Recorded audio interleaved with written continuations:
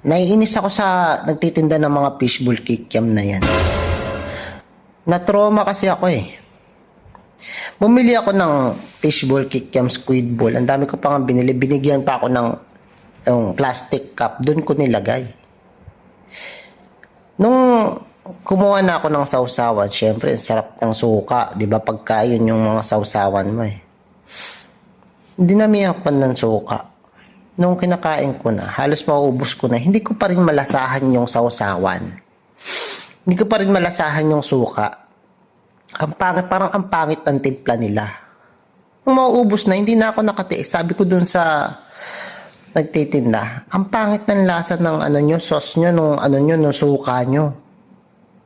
Sabi niya, bakit saan po ba kayo kumuha? Sabi ko dito. Yung kinuhanan ko pala ng suka, yun pala yung babaran nung pangsandok ng sauce. Yun pala binababad kapag ka bago ka kumuha. Tinabi nila dun sa ano eh. Nakatabi sa sausawan eh. Hindi yun ang kinuhanan ko.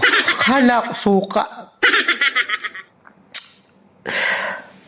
Kaya pala kakaiba yung lasa. Halo-halo na.